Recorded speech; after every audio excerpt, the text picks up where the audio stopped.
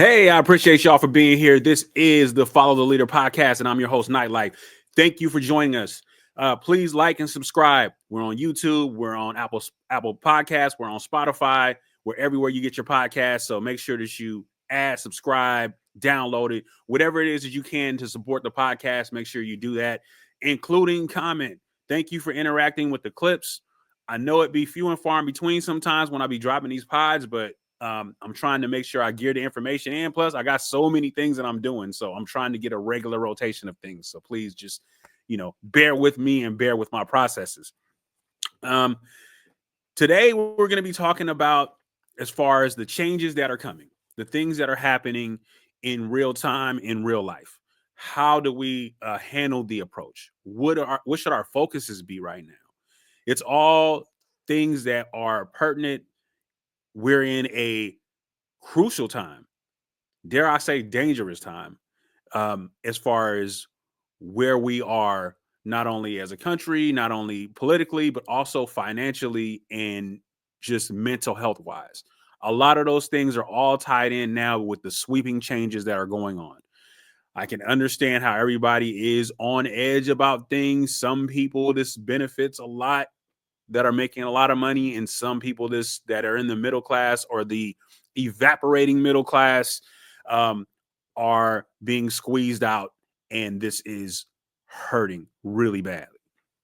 So this is not a political podcast, so please understand we will not be trying to go down that rabbit hole. So I will make reference to things, but I will be able to tie it into the subject matter that is at hand, and that is changes.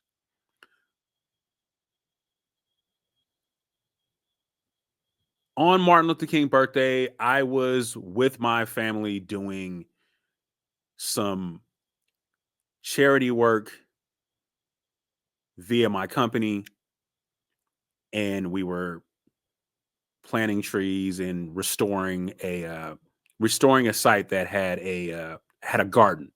So we were doing that. Not lost that it was Martin Luther King's birthday. To do things and to be of service, I thought was important. And shout out to my wife because she was the one that actually signed us up. Um, and as you are enthralled in that, and you seeing how your child is being able to put in the time and do things and understand the importance of being of service, you see all of these things. You can't help but check your phone and you look and you see all of these sweeping changes. You see these things happening. You see the pen working, things being taken away, things being ended. Some of this stuff is just you know is just grandstanding, but the sentimental value of some of the things that are being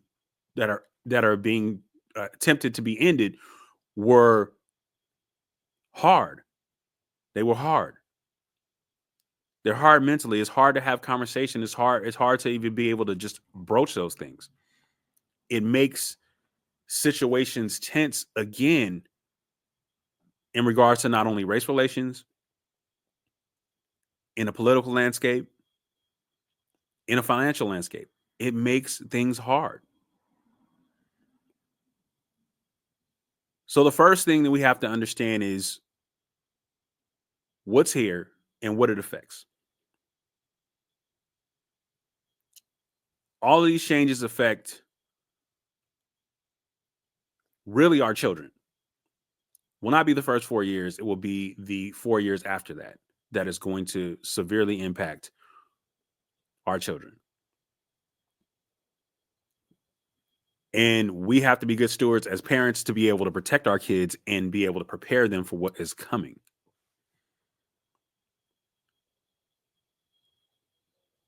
We have to teach our kids as if there will be no middle class, right? We have to teach our kids that those opportunities that were once there, as far as being able to work the remedial 9 to 5 job, are going to be inundated with people that are vastly skilled in other areas that have had their jobs eliminated. So the competition for these jobs, the basic jobs, will be so fierce and so tough that you will only be able to get by through your relationships to be able to get into some of these places. And I'm talking about your McDonald's, I'm talking about your just regular 9 to 5 stuff.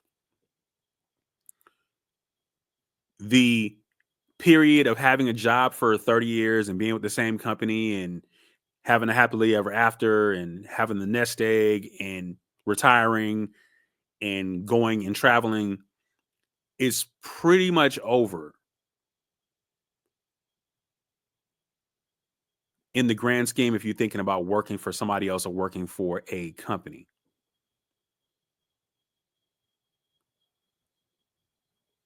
The way that you prepare for that is, for one, to look to build your own. Look to build your own. Lean into the investment space, lean into creating businesses or a business, have ownership of things that are of value, and save your money. Rebuild your credit.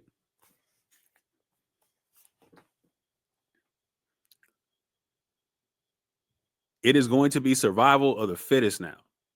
You're not going to be able to get away with a lot of things that you've been able to get away with in the past, because all the programs and all the benefits and all the things that we looked at, we can look at Social Security, we can look at any type of particular program that was helped to be able to financially support someone that didn't have what they needed, are going to be taken away. And if you're not mentally and physically prepared for that and financially prepared for that, you're going to fail and you're going to lose. I am making it a point to make sure that my children understand. Find the thing you love to do. Learn everything about what it is that you love to do. Take business classes and financial literacy classes to learn how to be able to cultivate your own business out of it. If you have your own business, you cannot be fired. If you have your own business, you can build that business, you can sell that business, you can create another business. You can do whatever it is that you want to do. You have control over your life. You have control over the things that you need. No one can tell you what to do. No one can come over to your desk and tell you your job has been eliminated. Build your own.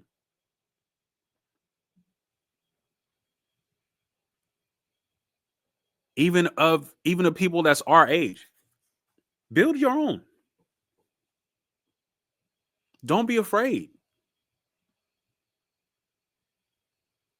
Find a way to get some money or build into investments. Do whatever it is you need to do as far as that's concerned. Get you some property. Have something. You have to have something to be able to anchor your life, because if you're not like aggressively inputting in your 401k, or you haven't built a nest egg for yourself, that door is going to close fast. People out here in this job market, late 40s, early 50s, some late 50s, out competing for jobs because there is nothing out there, and trying to find stability late. This is what I don't want my kids to go through.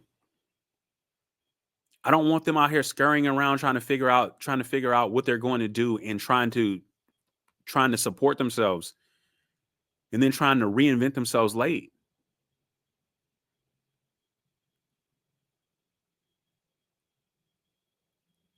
I worked, I got a job during my 20s.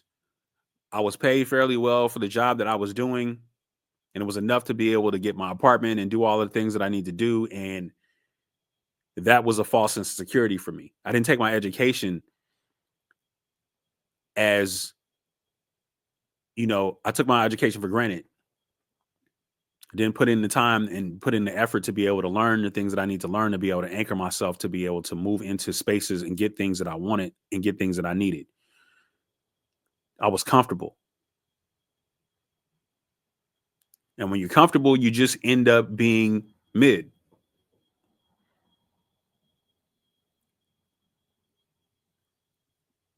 I wish that I would have put my time into my education and spent more time focusing on my education than I did out playing around in my 20s. And then you look at your 20s and then you get your 30s and you look back at your 20s like, damn, I kind of messed that off a lot. Then you're trying to figure out, okay, well, then which way I go? By then, you've already made a career out of what you're doing. You're too far in. You're too tenured. Oh, this is all I know how to do. Luckily, I was able to just kind of sort of reinvent me and what I was doing late. I got lucky. Was able to do that. Was able to do that stuff in my late 30s. But I don't want my kids to go through that. So I want to teach them and make sure they have the tools of financial literacy, the tools of being able to take business and understand accounting, understand all of that stuff. I want them to go through the hard things. You can ask each one of my kids and they'll tell you. What did your dad tell you? He told me, do what you love, but take business classes, take financial literacy classes underneath it to be able to fortify that.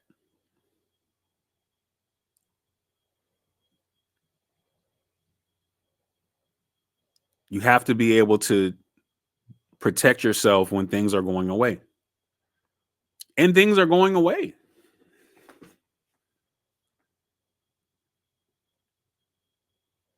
I doubt at this point, we're probably going to be looking at libraries will probably be eliminated. You won't be able to go and just be able to, I need some information. I need to go grab this book. Because they figured that the internet had taken the place of that. But the thing about the internet and the thing about social media is that you can't trust what you're seeing. And that's another thing I tell my kids, trust but verify. Verify what it is that you're seeing. Information that you're getting is so misleading sometimes. And it looks so real. It sounds real. It feels real.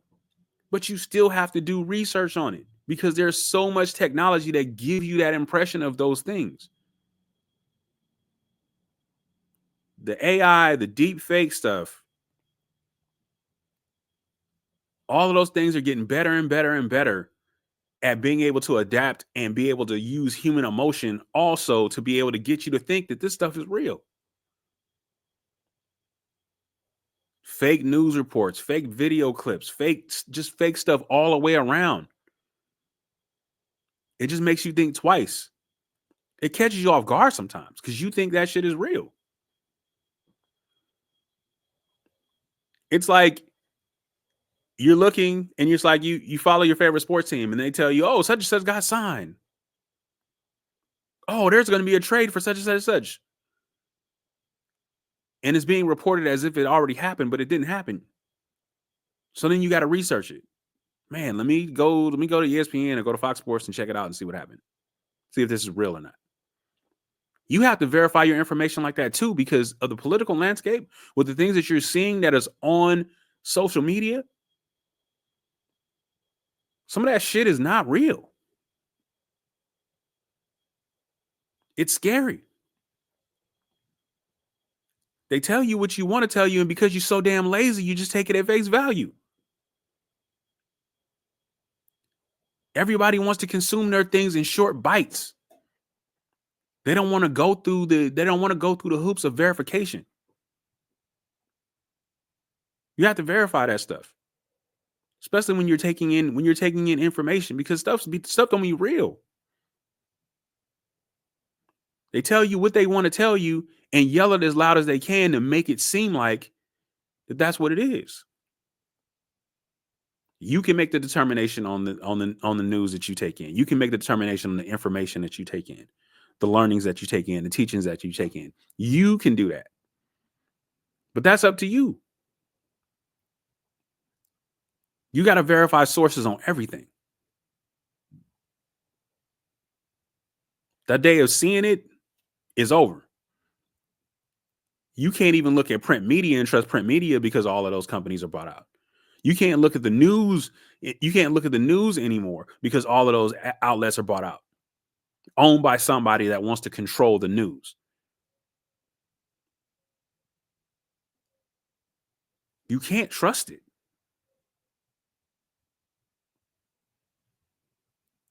It's up to you to be able to make that change or make that focus. Then coming off of that aspect, with all the inundated stuff that you get as far as all of this information and all this misinformation and all of this bullshit, you have to protect your mental health when it comes to that. All the bad, all the terrible things, all of this stuff that's happening is not good for your mental health. It's not good. I had a moment I felt down, man. You're just doom scrolling. You just seeing topic after topic after topic, thing after thing after thing, just bad, bad, bad, back to back to back. You have to unplug. Go and meditate. Go and take a walk. Go listen to some music. Go dive into the relationship with your kids, your significant other. Go read a book. Go do something else besides taking in this constant stream of shit that's happening on social media. It will drive you insane. There's so much unfiltered hate and so much bad and so much just misinformation and so many things that want you to be unsettled. They don't want you to feel good. They want you to be angry. They want you to live in fear. They want you to question everything. They want you to just be in a constant state of debate all the time. And that is exhausting to live in that space where you can't come into a party and see folks and talk and everything just goes to the political, the religious, race. Everything just goes into that and make people more uncomfortable and pisses people off and then makes it divisive and then people don't have a good time anymore.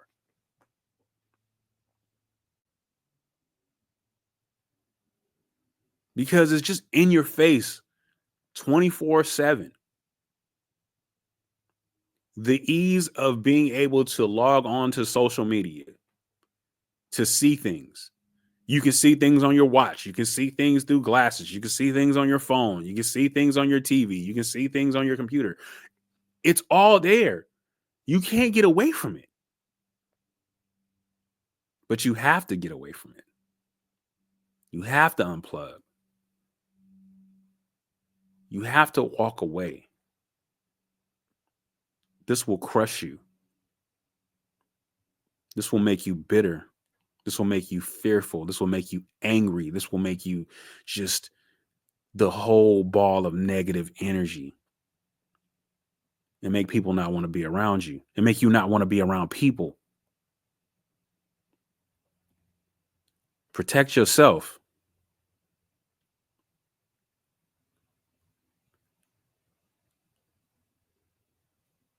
Turn it off.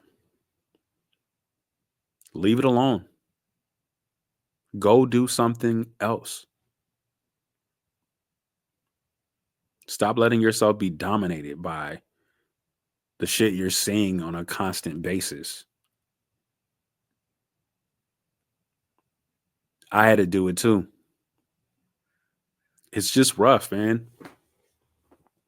I just, I try to lean into, I try to read. I try to do the audio books on my commute. I try to do, um, meditation. I try to do whatever it is that I can do to be able to unplug from things and find a way to just relax. doing music, writing, just whatever it is that I can do to be able to just unplug. And work can be your unplug too. Dive into your work. You at your 9 to 5, be like, okay, well, my rule of thumb, take your phone, put it in charger, put it in your bag, leave it in your car, whatever it is that you got to do in order to just be able to just focus on doing your job at that particular time. And make that time between that 9 to 5 about work and about accomplishing the things that you need to at work. So that way you're not inundated with the mess and then end up doom scrolling and then getting your social media fix and then getting yourself in a mental health downer. You don't need to. You can avoid, you can find a way to not do it. It's rough. It's hard because we're so connected. We need everything for our phones. That's our lifeline. Our lifeblood is our phones. But you have to be able to put those things away at some particular time to be able to give yourself an opportunity to refresh your mind, to go see real things.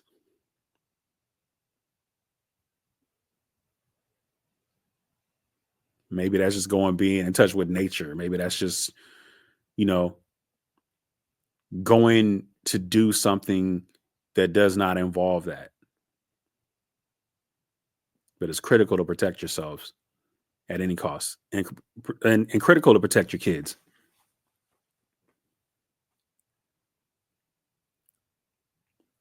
We can't just be in the angry space and fight and debate and argue. We need joy. We need comfort. We need fun. We need love. We need appreciation. We need affirmation. We need creation.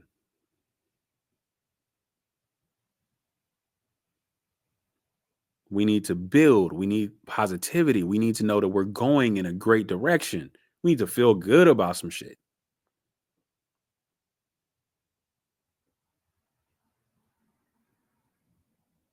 Sometimes it's just hard to wake up in the morning to know what you got to take on.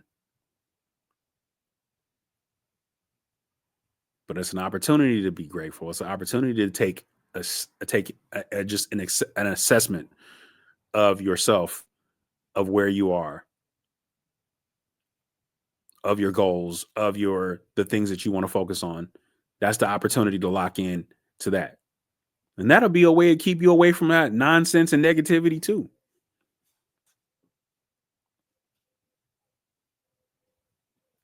It's just a matter of how we go about our business.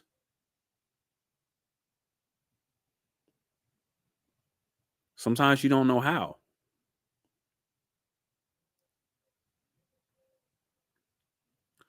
But going back to a previous point in regards to being able to build yourself and build your business, the most important thing in all of that, networking. Find somebody that can do the things that you can't do and the things that you can do that they can't do, and merge your stuff together. That's how you build infrastructure. That's how you build team. Yo, you know how to do this? Cool. I know how to do this. Let's work together.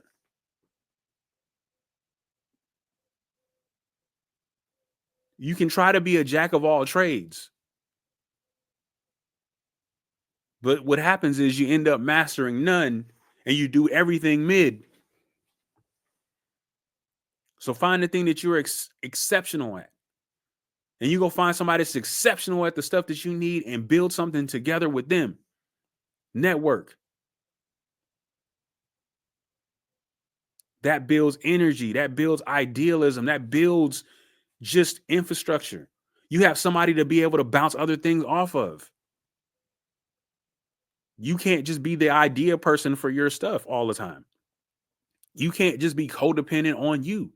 You need other people to be able to evaluate things from a view that you don't see them.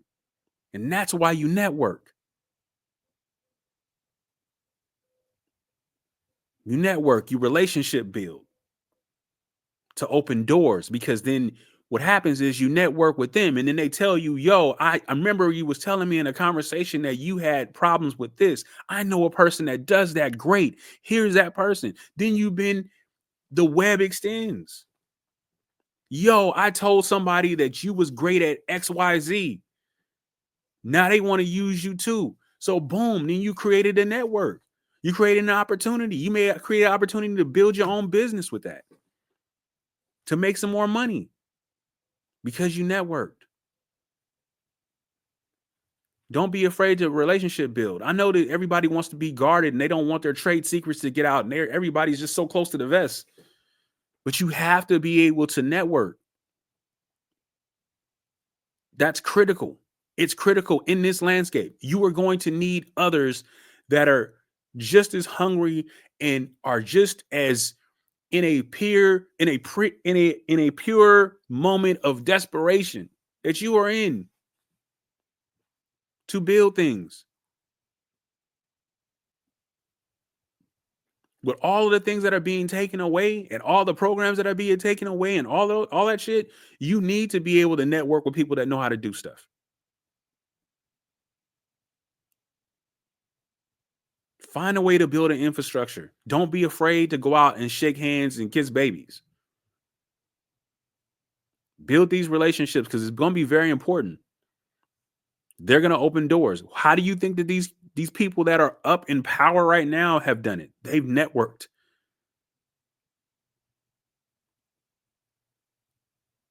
They've had relationships. They build relationships. They know somebody that knows somebody that knows somebody that knows somebody. In the moment that you realize that and you stop trying to be everything to yourself and to your business, is the moment that you're going to unlock some things to make yourself more successful. And I say this because this is all stuff that I need to listen to myself because I don't listen. I have an innate problem with that. I don't want to depend on anybody. But I know that as times change, now it's time to find people that do things that I don't do well and look for them to be able to fill those gaps. And I got a lot of things that I can do well, and I'll fill some gaps for some people too. It is a crazy time. It is a time of uncertainty, but it's a beautiful time of discovery in regards to you and your grit and your determination and your know-how and your expertise and your willingness to be able to push through a darker time, adapting to changes, being a land animal that has been put in a situation and been surrounded by water. You got to grow gills.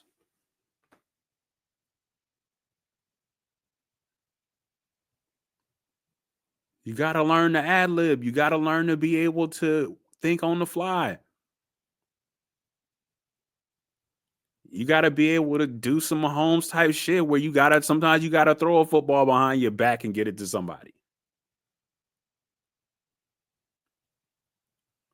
But that's up to you. As long as you're open minded, you have a hustler spirit about it, then you'll get it. Thank you for joining me again for the Follow the Leader podcast. Please like, subscribe. We're on YouTube, we're on Spotify, we're on Apple Podcasts, anywhere that you get your podcast. Please comment and interact with the clips just as you've been doing. As usual, in regards to the way that we run it around here, you got three options. You either lead, you follow, or you get the hell out the way. I'm Nytelife. Peace.